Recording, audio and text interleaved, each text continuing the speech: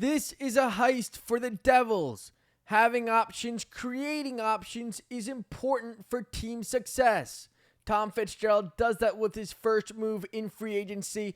Implications here, let's talk about it. Welcome to Devils Digest. Glad to have you here today. Hopefully you'll stick around for the summer as we'll be here all summer talking Devils hockey. Go ahead, hit the subscribe button for more. So, opening up today, Tom Fitzgerald had $14.5 million to play with in free agency. His first move, former Edmonton Oiler Connor Brown, 4 years, $3 million AAV. Look, when you look what Tom Fitzgerald was thinking here in, this team and building, during free agency and going out and, kind of going to his plan, look, he sees it. This team was really good and had a really good year when they were a quick team. Great in the transitional game. Created more chances than other team through their speed and moving the puck up ice quickly. And that's a type of game that Connor Brown can play. That's how kind of Edmonton plays. When you have guys like Connor McDavid, you can do things like that. Devils have a few speedsters themselves. They're kind of going around their core DNA. Jack Hughes, Jesper, Bratt, what do you think first? You think skating. And when you look at how it's worked out for Connor Brown, last season had a bounce back year. 13 goals, 17 assists, 30 points, 82 games, and was pretty good in the playoffs. He had a really good Stanley Cup final. Even though they lost, he played pretty well. Played pretty well the year before as well, although a down regular season.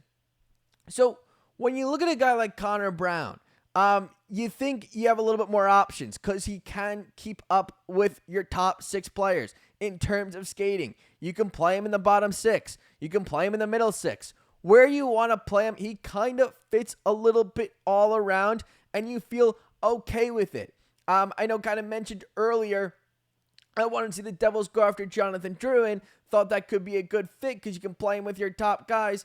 Connor Brown, similar situation. Maybe not as much skill, maybe not as much creativity, but a guy who can go, north-south pretty quickly. A guy who, is good in the transitional game. And that's where the Devils are really good. So Connor Brown, 4 years, $3 million. Really like the money number. I don't think that they overspent in terms of money. I think they probably got a good deal at $3 million. Part of that reason is, the 4 years. He is 31 years old. 4 years might be a little steep. Going, to 35 for a player who, 2 years ago really struggled. You are taking a little bit of a risk. It isn't, a complete risk-free deal. Although, you go back to 2022, he still had 39 points in 64 games. He was going to hit 40 if he had 1 point in the final 18. Last year, 30 points in 82. A player who fits the mold of what the Devils want to play. They want to be a quick team. They want to be good in transition. That's where they're good. Connor Brown fits that. Devils' first external signing of the day. Connor Brown, 4 years at the $3 million AAV. So Devils got started earlier in the day. Obviously, signing Jake Allen, 5 years at $1.8 million. Kind of saying that, not much of a future here for Nico Daws. Year 6, not going to play as a backup role. You're probably moving on. Jake Allen starts the day. Connor Brown, first external signing. We saw Dumoulin sign in Los Angeles. Cody Glass is looking at his qualifying offer. We'll see and get updates when we learn more on that. But what the Devils were really looking to do going into free agency is they knew they needed a top 6 winger with upside. And now, Brock Boeser signing back in Vancouver, little bit of a shock. Nikolai Ehlers still out there. It's kind of being said that he's not going to sign today. No decision there. But they want a top 6 winger with upside. And, right now, out there, that's still available to be signed, there's not a ton.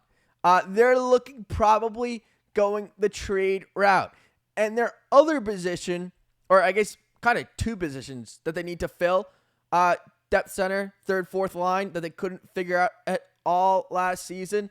Yeah, that's kind of going away as well here in free agency. So how aggressive, because the Devils have to do something, how aggressive are you going to be on the trade market? Do you make a move? Do you make a move at Jason Robertson? Because right now, Dallas's cap, not in a good situation. Doesn't look very good, but that's normal for contending teams. I mean, it is a general manager's job to work out the cap. Jim Nils found ways to do it and put up a contending team basically every single season. The Devils, better cap situation, but, they had to move on from guys like Erik Haula. You've heard Andre Palat's name out there as a possible trade bait to create some more cap. Dougie Hamilton and and Andre Palat both threw in their 10-team trade list. Now, teams like the New York Rangers, Philadelphia Flyers, Vegas Golden Knights, teams the Devils wouldn't trade them to are probably on those 10-team trade lists. So, I mean, it's a little bit, not a full 10-team trade list, but those are players that, the Devils might look to. Now, I said earlier, under 15% chance that Dougie Hamilton isn't wearing a Devils uniform in October. I don't see Dougie Hamilton. Palat maybe a little bit more aggressive in trying to get rid of. But the Devils definitely do still need a third and fourth line center, especially if Glass isn't going to re-sign and they need a top six winger. Could they be holding out for a guy like Nikolai Ehlers? Is that why so far they've only made one move today externally outside of Jake Allen at 5 years, $1.8 million? Basically got what he would have gotten on the market, just money over 5 years instead of the 2-year deal. Could that be something that they're looking to? I mean, I assume that they're looking at a top six winger. I assume they realize that their third and fourth line centers they haven't been able to figure out for the past 12 months. Last year, it was a different player every single game. Dowling, Lazar, Cody Glass kind of around the lineup. That's something that they obviously also have to address in free agency. But overall, Connor Brown, he fits the DNA of the core. He's a speedster. Goes pretty fast north-south.